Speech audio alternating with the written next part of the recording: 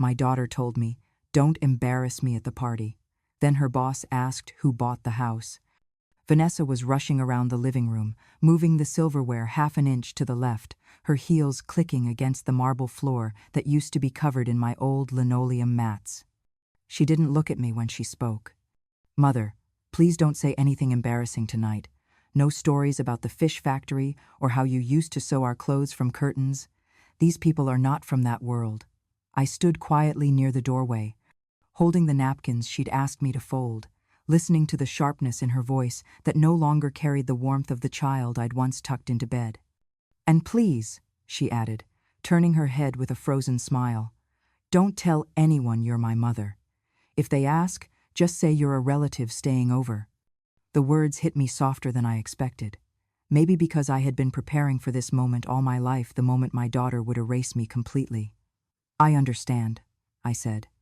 My voice was calm, but something deep inside me tightened, the kind of ache that doesn't cry, it just hardens. She nodded, satisfied, and went back to adjusting a vase full of lilies that smelled too expensive to be real. Her husband, Michael, brushed past me without a word, carrying a box of champagne bottles. They had been married for 10 years, and I still wasn't sure he remembered my name.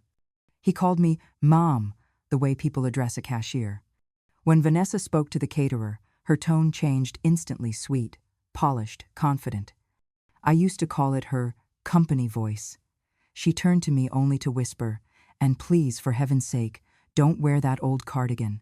I left a black blazer for you upstairs. Try not to look sentimental." I smiled. "I'll make sure I disappear into the wallpaper." She sighed, relieved, as if she'd finally managed to domesticate her past. I looked at her, 38, ambitious, stunning in her emerald dress, and wondered if she remembered the nights I skipped dinner so she could eat, or the winters when I sold my coat so she could have piano lessons. But I said nothing. The truth rarely wins in a house built on image. If you feel justice deserves celebration, smash that hype button. Let us keep stories like this alive, echoing far, far away. Your support helps us bring understanding and love to those who deserve it. Thank you so much. Keep listening. As the sun dipped behind the pines, guests began to arrive, men in navy suits, women with laughter too loud to be real. Vanessa's world smelled like perfume and pretension. I stayed near the hallway, invisible, just as she wanted. At one point, she turned toward me and whispered through her teeth, "Mother, please, stand straight. You look tired. People will think you're sick." I nodded again. My spine had curved from years of factory work, not from sickness, but there was no point explaining. To her, poverty itself was an illness. The catering boy dropped a spoon, and I bent down to help him. "Oh no, ma'am, I've got it," he said, startled. His kindness felt unfamiliar in this polished room. Vanessa saw me and frowned, as if picking up a spoon was a sin. "Mother, guests will be here any second. Go to your room and rest. You can come out when I call you if I call you," she said, smiling through clenched teeth as a car door slammed outside. I glanced toward the window and saw the first guests stepping out, all bright lights and laughter. "I'll be quiet," I murmured. She didn't answer. She was already gone, greeting people, her laughter echoing down the hall, rehearsed and hollow. I went to my small room on the ground floor. From there, I could hear the hum of the party starting above the clinking of glasses, the music, the false compliments floating through the air. I sat on the edge of the bed, smoothing the old cardigan she hated. I remembered when she was 10, bringing me a handmade Mother's Day card that said, "Someday, I'll buy you a big house, Mama." Now, she lived in it, and I wasn't allowed to exist inside it. I thought of saying something, anything, to remind her who built the walls she was standing under. But words would only feed her anger, and I'd spent too many years feeding her already, so I stayed silent. I looked at my reflection in the darkened window, wrinkles like folded pages of a life well read, and whispered to myself, "You're still here, Sophie. Don't forget that." Outside, Vanessa's laughter grew louder. Inside, my silence began to sharpen into something stronger than pain. There was a time I imagined growing old in a house filled with warmth, baking bread in a quiet kitchen, teaching my granddaughter to sew, maybe humming to myself while watching the sun climb the old pine trees. That's not how things turned out. I live on the first floor now, right next to the storage room. It used to be a pantry until Vanessa had it renovated into a utility corner. They gave me a small bed with a thin mattress, a side table, and a lamp that flickers if the microwave is running. My room has no door, just a curtain. She said doors make guests uncomfortable. I hear them upstairs sometimes, laughing over dinner, clinking wine glasses, music, soft jazz, and conversation about stocks and summer homes in Martha's Vineyard. The kind of talk I never learned to fake. Once, I tried to come upstairs during one of their dinner parties. Emma had left her sweater in my room, and it was getting chilly. I thought nothing of it. But as I stepped into the hallway, Vanessa nearly dropped her fork when she saw me. She pulled me aside so quickly I thought she'd bruise my arm. "Mother, what are you doing up here? Do you want to ruin this evening for me?" she hissed. I blinked. "Emma's sweater. I'll handle it. Go back downstairs. You know you're not supposed to be seen when I have guests." That night, I sat in the dark with the sweater folded on my lap. The house, this grand 3-bedroom home with ocean views and quartz countertops, was bought with my savings. Years of working double shifts at the cannery, then cleaning offices at night. I had saved every penny in a battered envelope, refusing to touch it even when my hands hurt from arthritis. I bought this house for her, to give her stability, safety, a place to raise her family. But now, Vanessa introduces herself as the homeowner. On her social media, she calls it her forever home, a reward for her hard work and dedication. Not once has she mentioned my name. When the tax bill comes, it's still in my name. I pay it without a word. I always have. But last month, I overheard her telling her friend, "Oh, I just cover Mom's expenses. You know, food, rent, utilities. It's the least I can do since she's not working anymore." Rent. That word stung more than any slap. One morning, I asked if she'd like me to prepare breakfast for Emma. She was running late for school and hadn't eaten. Vanessa didn't look up from her phone. "No, I'll DoorDash something. Your food is too oily for her. Kids these days eat clean, you know?" I nodded, retreating to my corner, pretending I didn't hear Emma whisper, "But I like Grandma's pancakes." The fridge has a note on it now. "Do not touch, Vanessa's groceries." My small section contains leftovers from 2 days ago, apples and bread, but I make do. I always have. One afternoon, as I folded laundry in the garage, Vanessa walked in, holding her phone, talking to someone on speaker. She lives here for free, but still acts like I owe her something. Honestly, I don't know how much longer I can do this. She doesn't even help around the house anymore. Then she paused, turned to me and said, "Oh, don't mind me, Mother. Just talking to my therapist." I stood still, a shirt half folded in my hands. "Mother," she continued, "you do realize you've been given a gift, right? Not every elderly person gets to stay with their children in their golden years. You should be grateful. You're living here rent-free." I looked at her then, really looked. She was wearing a silk blouse I once mended by hand, her hair swept up the way I used to do for her school recitals. But the girl I raised was gone.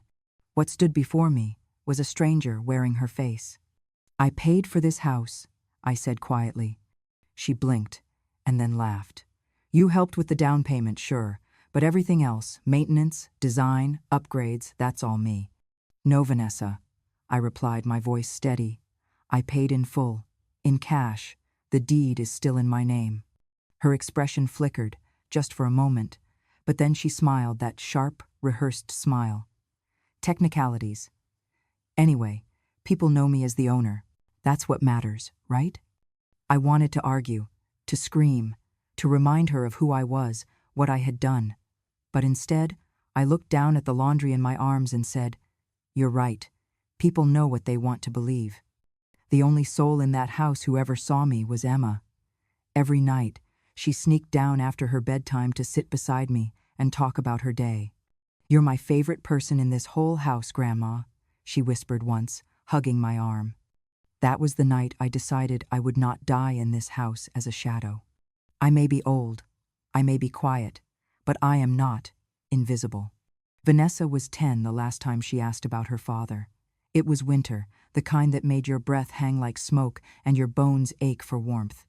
She came home from school with tears in her eyes because the other children had teased her, said her father had left because her mother wasn't good enough.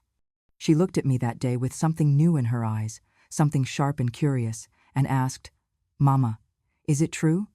Did Daddy leave because of you?" I remember setting down the pot of soup I was stirring.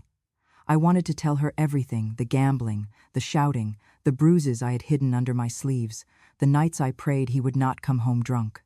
But I couldn't. I saw the small girl in front of me, trembling, her fingers clenching the straps of her backpack.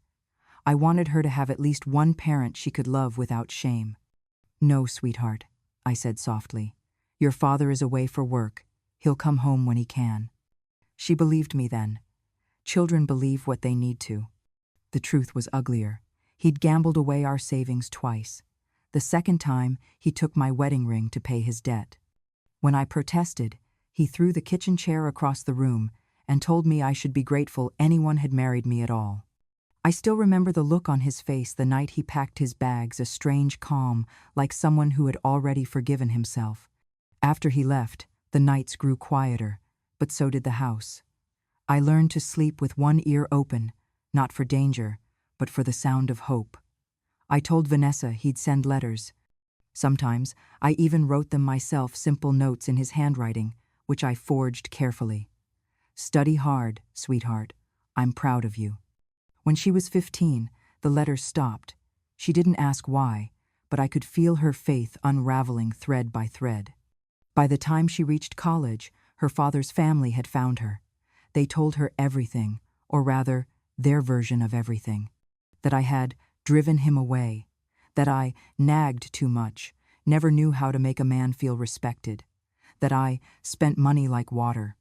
Lies, but they came from people she wanted to impress. And Vanessa, always wanting to be seen as graceful, composed, believed them. One evening, during her senior year, she came home with a look I'd never seen before. Not anger, contempt. "You should have fought harder for him," she said. "Everyone says you were too proud to take him back, that you let your marriage die." I tried to explain. "Some fights don't heal, Vanessa. Some people are poison, no matter how much you love them." She shook her head. "You always make excuses. Maybe if you'd been softer, kinder, less ordinary, he would have stayed." Ordinary. That word sank into me like a nail. I was ordinary. I cooked, I cleaned, I worked 3 jobs so she could go to college. I patched her jeans, stayed up sewing her prom dress. But to her, ordinary meant unworthy. When she got married, she invited no one from my side of the family. She told her in-laws I was not well enough to travel. I sat at home that night, watching the pictures appear online, her in a silk gown, smiling beside a man whose eyes reminded me too much of her father's. Afterward, she stopped calling me Mom. I became Mother, said in a tone that could freeze water. She began to talk about her father like a tragic hero. "He made mistakes," she'd say, "but he was charming, ambitious, smart. People respected him." She never knew that he once pawned her baby bracelet for gambling money, or that he threatened to burn our house down when I refused to give him my paycheck. She never asked what I endured. She only judged the silence that kept her safe. The last time we spoke about him was 2 years ago. She'd just gotten a promotion. She was hosting a work dinner and wanted to invite some of her father's old acquaintances to honor her roots. When I told her it was a bad idea, she snapped, "You're jealous because you never had class. You just don't understand how the world works." I stayed quiet, as I always did. But then she said the one thing that cut through everything I had left. "Mother, you didn't know how to keep a husband. The least you can do now is not ruin my career. Don't make me clean up your mess again." I remember standing there, holding a dish towel in my hand, staring at her. I wanted to ask, "What mess? The life I gave you? The house you live in? The name you wear so proudly while pretending it came from someone else?" But the words wouldn't come. I had spent so many years swallowing them that my throat no longer knew how to release them. So I nodded. "I won't ruin anything, Vanessa. She smiled like a victor. Good. Try not to talk about Dad at all. People don't like complicated stories. She left the kitchen, her heels tapping away the last piece of my dignity.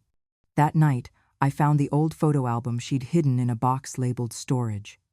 The first picture was of her father holding her as a baby. She was smiling, her hand clutching his finger. In the corner of the frame was my own reflection, blurred but present, caught by accident. For years, I thought silence was love, that by hiding the truth, I was protecting her. But looking at that photograph, I finally understood what my silence had become in her eyes. It wasn't sacrifice, it was weakness. And weakness, to Vanessa, was unforgivable. The night of the party felt colder than the wind outside. Music drifted through every corner of the house, the kind of soft instrumental tune meant to sound elegant but not personal. The air smelled like money and artificial flowers. I stood behind the kitchen door, wearing the black blazer Vanessa had left for me, something that didn't belong to me, something that didn't fit right around my shoulders. Guests arrived in waves, colleagues, investors, people with champagne, smiles, and restless eyes. I watched Vanessa float among them, graceful and rehearsed. Every movement, every laugh, seemed planned down to the second. The daughter I'd raised was gone. In her place stood a woman built out of pretense and borrowed pride. I had baked a pie that afternoon, apple and cinnamon, the recipe my mother taught me. Emma had begged me to make it, saying, "Grandma, everyone will love it." So I made it, not for the guests, not for Vanessa, but for the small hope that maybe, when she tasted it, she'd remember home. When I peeked into the dining room, Vanessa was giving a speech. The glasses chimed as she lifted hers. "This home," she said, her voice clear and proud, "is the result of hard work and independence. I built it myself, from nothing. I am proof that women can succeed without owing anyone a thing." Applause filled the room. I stood frozen, the pie still warm in my hands. I wasn't expecting her to thank me, but to hear her deny me entirely, it hollowed something inside me. One of the guests, a woman in pearls, asked with genuine curiosity, "And who is the lovely lady helping in the kitchen? She looks like family." Vanessa's smile stiffened. "Oh," she said, waving a hand. "She's someone who helped me for a while when I first moved here. A kind woman, really. She still stays around sometimes to lend a hand." Laughter followed, polite and fleeting, like wind brushing across glass. For a moment, I thought I'd misheard her. Then I saw Emma's face, shock, then confusion, then quiet sadness. My granddaughter looked at me from across the room and mouthed, "Grandma?" I smiled at her, but it felt like swallowing glass. I decided to stay out of sight. I went back to the kitchen and began arranging dessert plates. My hands trembled slightly, but old habits steadied them. I placed the pie on a tray and walked toward the dining room. The floor was slick from spilled wine, and before I knew it, my foot slipped. The tray clattered, the pie slid, and time seemed to slow. The laughter stopped. For half a second, there was silence, the kind that fills your lungs before a storm. Then Vanessa's voice, sharp and cold. "Oh my God, Mother, I told you to stay in the back. Can't you follow simple instructions?" Gasps rippled through the crowd. Someone tried to help me up, but Vanessa's words cut through the air again. "I swear, you are determined to humiliate me. You can't even walk straight. You're supposed to stay in the storage room, remember?" The word storage room made a few heads turn. I caught sight of Emma clutching the edge of her chair, tears brimming. A man laughed awkwardly to ease the tension, but others just looked away, pretending to check their phones or sip their drinks. That kind of embarrassment, too intimate for strangers to witness, makes people cruelly quiet. I got to my feet slowly, ignoring the pain in my knee. "I'm fine," I said softly. "No harm done." But Vanessa wasn't done. "You've done enough," she snapped. "Please, just go back downstairs before you make this worse."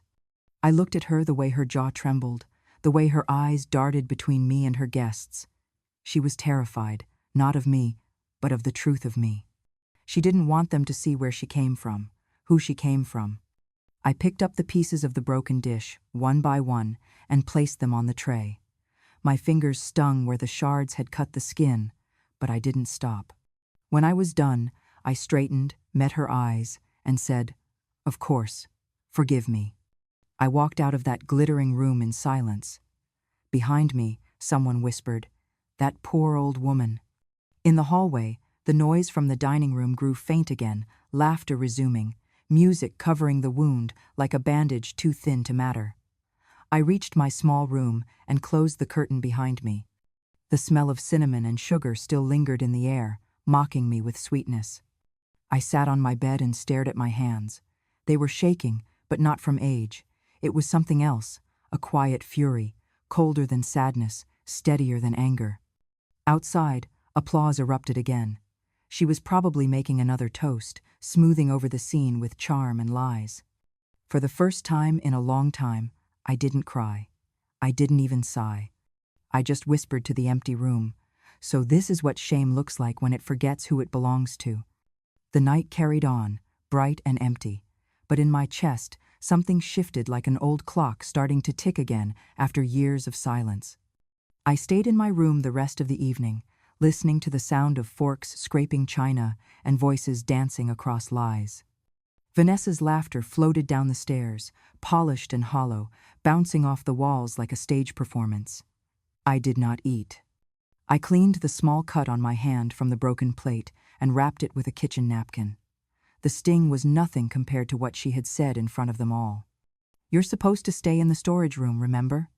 I had been many things in my life: wife, mother, seamstress, cook, cleaner, but never before had I been referred to as furniture. At midnight, long after the last guest left and the silence returned to the house, I opened the drawer beside my bed and took out the small red book I hadn't touched in years. My savings ledger, the one I'd kept since I was 16. Inside it were notes scribbled in pencil, fading calculations, names of people I'd lent to and never asked to repay. Tucked inside its front cover was a worn photograph of a boy with wide eyes and a crooked smile. Zachary. He couldn't have been more than 8 when I met him, one of the dozens of children at the local shelter where I volunteered twice a week. The first day he refused food, too proud to eat a meal labeled charity. I made him a sandwich instead and called it a special request. He had 3 more that week. Over time, I learned his mother had died young, and his father had never stayed long enough to be remembered. Zachary was sharp, quiet, and always hungry for knowledge, for kindness, for something he couldn't name. On his last day at the shelter, before he was transferred to a foster home 2 towns over, he hugged me with all his little strength and said, "One day, I'll tell the whole world how much you mattered." At the time, I had laughed softly. "Just tell them you had a good sandwich, dear." But now, that boy was a man. And not just any man, he was an investigative journalist for a media network known for pulling masks off politicians and CEOs alike. I'd followed his career silently, saving every article he published. I had his number written in a folded piece of paper inside my Bible. I had never used it, until now. The phone rang 3 times before he answered. His voice was deeper than I remembered, but warm. "This is Zachary." "Hello, sweetheart," I said gently. "Do you still like your sandwiches with mustard?" There was a pause, then a sudden gasp. "Mrs. Sophie?" "Yes." "My God, I've looked for you for years. Are you okay?" "I'm still breathing, but I need your help now." "You say the word." "I need the truth to be told. About my daughter, about this house, about the lie she built and the silence she used as its foundation." He was quiet for a moment, then said, "You want to go public?" "No," I said. "I want the truth to go public. I don't need fame, Zachary. I just need air. My voice has been buried under other people's shame for too long." "Where do we start?"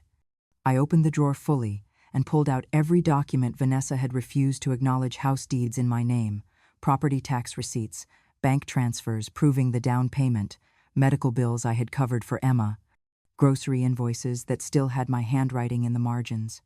I began scanning them into my old tablet. Zachary waited on the line as I uploaded each file. "I have everything," I told him. "The evidence is clean, the timeline is clear, and there's one more thing." "Yes?" "I have her words. I wrote them down.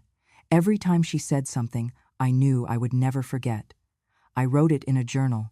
Every insult, every lie, every time she claimed she made it all on her own. Zachary's voice cracked slightly. You always kept the receipts, huh? I always kept the truth. Just didn't know where to put it. Now I do. He cleared his throat. This story, it's going to be messy. People will call it family drama, generational resentment, all the things they say to dilute the truth. Let them talk, I replied, but make sure they hear me first. He paused again, then said quietly, You once told me to pay it forward. I never forgot that. But tonight, I'm paying it back. You are not a footnote in someone else's story, Mrs. Sophie. You are the headline. I hung up and stared at the wall. For the first time in years, I felt taller, not stronger, not younger, just I restored.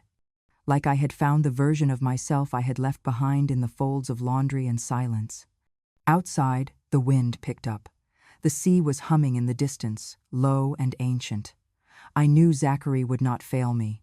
He had nothing to gain from helping me except dignity. And that was the one thing no one had tried to steal from me. Not yet. The next morning, Vanessa came downstairs, hungover and chipper. Mother, she said sweetly, sorry about the pie incident. You know how people are, always dramatic. I looked up at her from my chair. I know how people are, I said, especially when they're pretending not to be. She tilted her head. Are we okay? I smiled, slow and deliberate. We will be. Because I had already set the wheels in motion. And this time, I would not be quiet. This time, the world would hear me even if it came from someone else's pen. The article dropped on a Tuesday morning.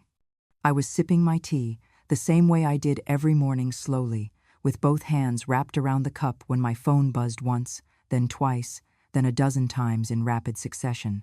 I hadn't heard it ring that much in years. The screen lit up with messages from people I hadn't spoken to in decades. Some were from my church group, others from old neighbors. The only words they sent were links and two-word messages. Is this true? You saw this? She really said that? I didn't click the link immediately.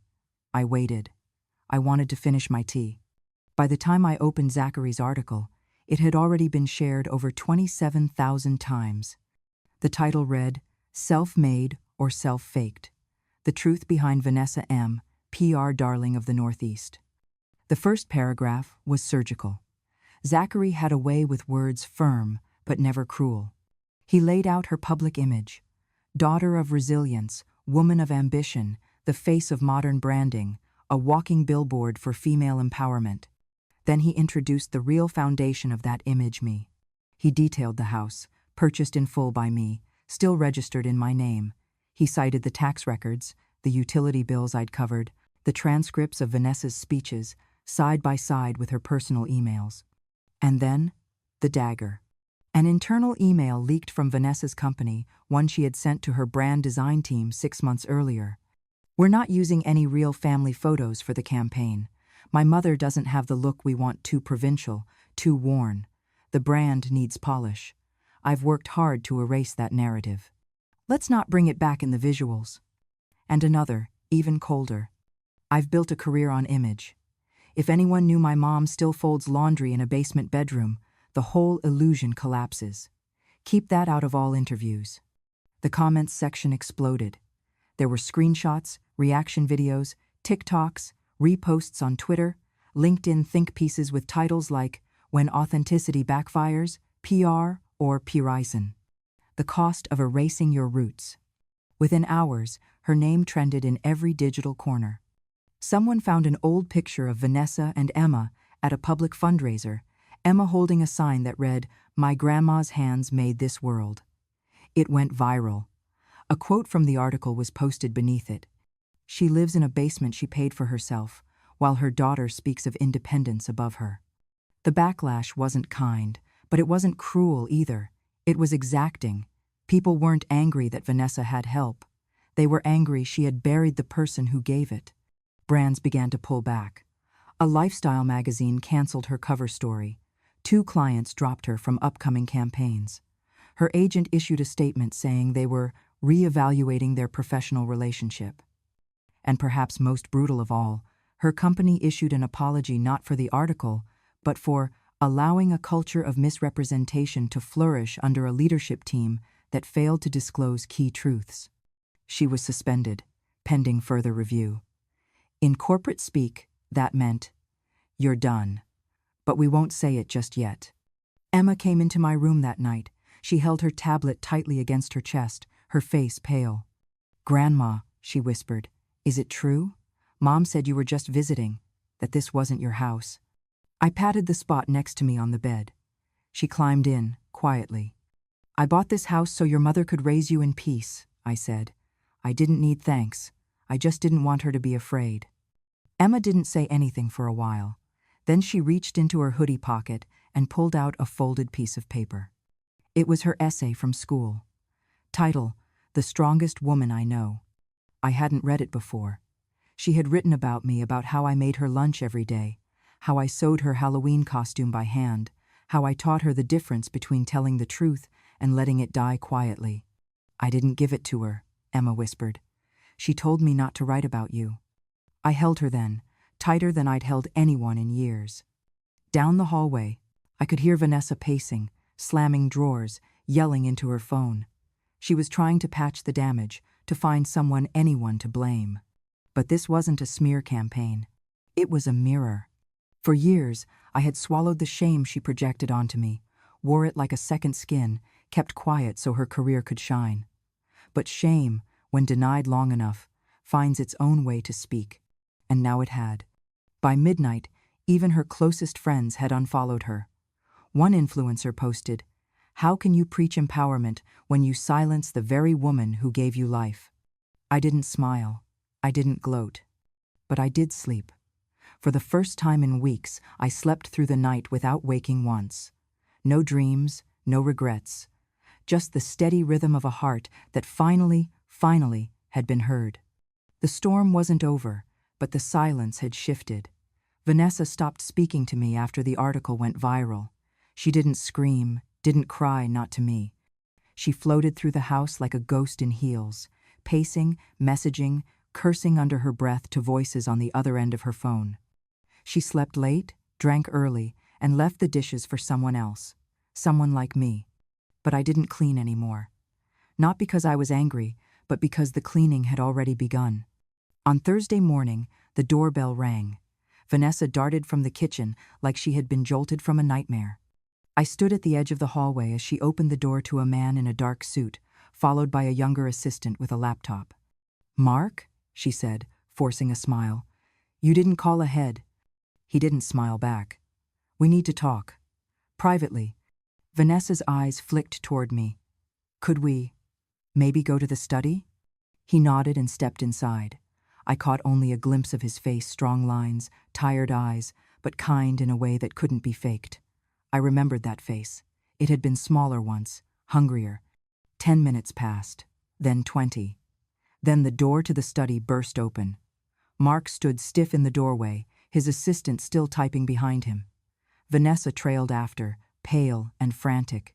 "Mark, please," she said.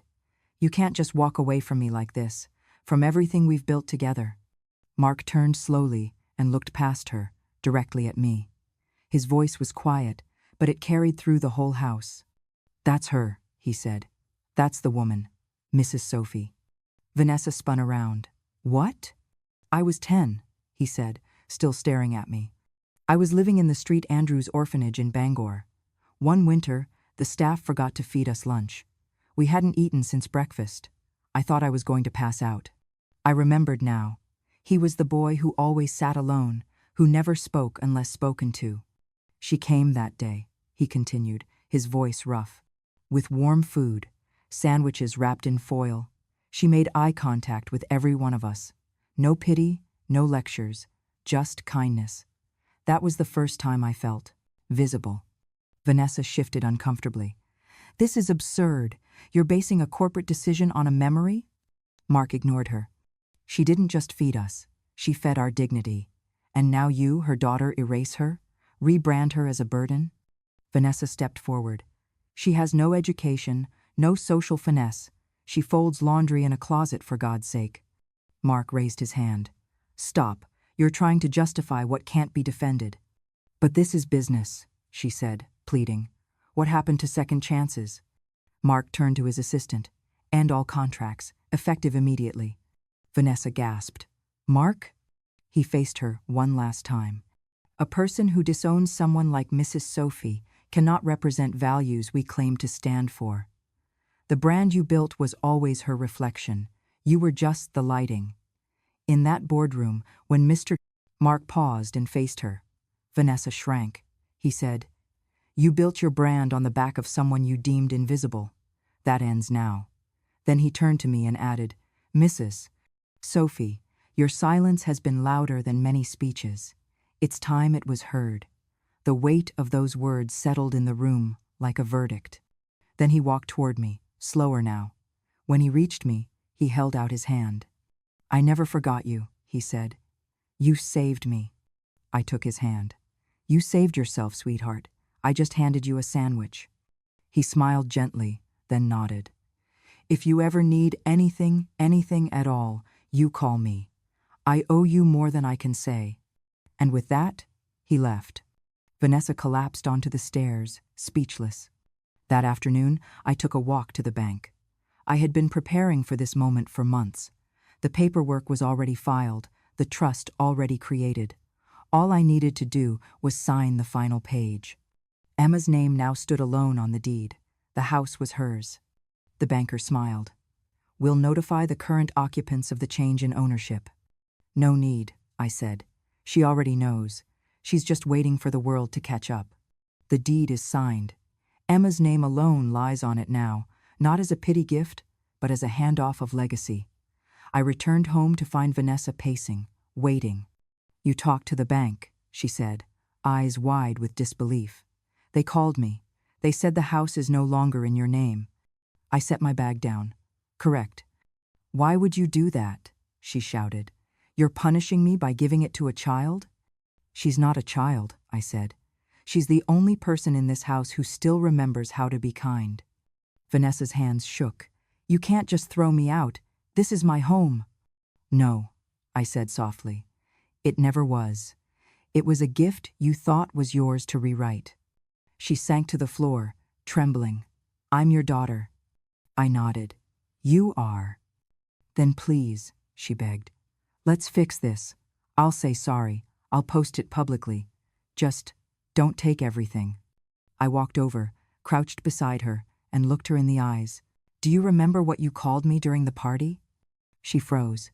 You told a room full of strangers that I was a burden, an embarrassment, that I should stay in the storage room. Tears slipped from her eyes. I stood up slowly. You wanted me invisible. Now I will be, but you'll feel every inch of my absence. Emma stood quietly in the hallway, watching. Vanessa reached toward me, but I stepped back. The house is no longer mine to give or take, I said. It belongs to someone who knows the worth of a warm meal and a silent hand. I walked away then, leaving Vanessa on the floor, sobbing into her palms, not for what she lost, but for realizing it had never truly been hers. And that, in the end, was the difference between inheritance and entitlement. One is earned, the other is assumed. She assumed too much. 3 weeks after the article broke, the lawsuits began. Vanessa had built her business not only on lies about her past, but on doctored contracts, ghost-written testimonials, and brand deals secured with false financial disclosures. When the truth began to surface, so did the paper trail. 2 of her clients, major wellness companies, filed for breach of contract, citing intentional misrepresentation of identity and value alignment. Her PR firm tried to shield itself at first, but as the evidence grew, they quietly released a statement confirming internal ethical violations and cooperated with authorities. And just like that, the woman who once stood on stages speaking about authenticity now sat at the back of a courtroom, waiting for a judge to read out damages she couldn't cover. She tried to sell the house. Too late. It was no longer hers. Meanwhile, Emma, my sweet, wide-eyed Emma, walked up to the stage of her middle school auditorium one crisp afternoon, holding a piece of paper in both hands. She had been chosen to receive the community's honorary scholar award, granted not just for grades, but for values. Her essay, submitted without my knowledge, had reached the review board after it was published in the local newspaper, alongside an op-ed about intergenerational wisdom. She cleared her throat, looked up, and said, "My grandma taught me that strength doesn't shout. It waits, it remembers, it builds in silence until it's time to be heard. When I was little, I thought heroes were people in capes. But my hero bakes apple pies. She folds laundry. She tucks people in without asking anything in return. She gave away her credit, her comfort, her space, all so someone else could shine. Now, I know better. Thank you, Grandma. You never asked to be recognized. You only asked that we live right." The applause was thunderous, but I didn't cry. I just smiled and held her jacket while she bowed. A week later, Emma and I walked by the ocean, her little hand in mine. The waves stretched forever, the way memories do when they're not ready to let go. The sun was beginning to set, the sand soft under our steps. "This is where I used to give out soup," I told her, pointing to a patch of land near the old pier. "On Tuesdays. Hot potato, with lentils if I had them." Most folks didn't say thank you, but that was never the point. Emma squinted at the horizon. "What was the point?" I smiled. "To remind people that someone saw them, that they mattered even if just for the time it takes to finish a bowl." She nodded slowly, thoughtful, beyond her years. "Now," I continued, "I give out something else." "What?" "A lesson, just one, about where kindness goes when it's forgotten." She tilted her head. "Where does it go?" "It waits," I said, "until it becomes truth. And truth doesn't disappear, it just waits its turn." She grinned. "Just like you." We sat on the sand for a while, watching the tide crawl in. She leaned her head on my shoulder. Later that night, as I tucked her into bed, she whispered, "Do you miss her?" It took me a moment. I missed the idea of her, the little girl I once knew, but some people you can't bring them back. You can only bless them from afar. Emma held my hand tighter. "I don't want to ever forget what you did." "You won't," I said. "You're the proof I did it right." In the weeks that followed, I stayed quiet online. I gave no interviews. I declined every podcast, every media request. Let the world chase noise. I had earned the right to peace. One morning, I received a letter handwritten, unsigned, but clearly from someone older. "Mrs. Sophie, I used to think silence was weakness, but you've shown me its strength. You didn't destroy your daughter. You revealed her. That's different. I'm learning how to raise my own child now with truth, not performance. Thank you for teaching me that some storms aren't loud. They're precise." I folded it and placed it in the same red ledger where I had once tracked every dollar. Now, it tracked something far more valuable: dignity returned. On a rainy morning, I passed by the courthouse on my way to the market. I saw Vanessa standing under an awning, alone, her umbrella broken in the wind. She caught my eye, took a step forward, but I didn't stop. I only nodded, once, slowly. She didn't follow. I wasn't cruel.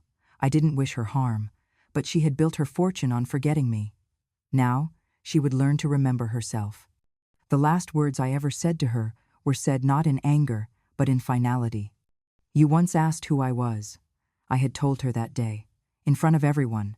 "You called me your shame." Now, as I looked back one last time, I whispered, "Some people repay kindness with gifts. Some repay it with silence. But me? I repaid it with the truth. And the truth always comes home." If this story found its way into your heart, if it reminded you of a quiet strength you once knew, or a kindness you never forgot, then I hope you'll stay a little longer. Because here on Grandma True Stories, we don't just tell tales, we open drawers long closed, we speak the truth that time tried to bury, and we honor the women who carried families on their backs, then got left out of the family photo. So if you believe silence has a voice, if you believe revenge can come with grace, not rage, if you believe a grandma's truth matters, hit that subscribe button. Let's keep these stories alive. For every mother who was overlooked, for every daughter still listening, and for every truth that refused to die quiet. Thank you for watching. And remember, wisdom doesn't shout, it remembers. See you in the next story.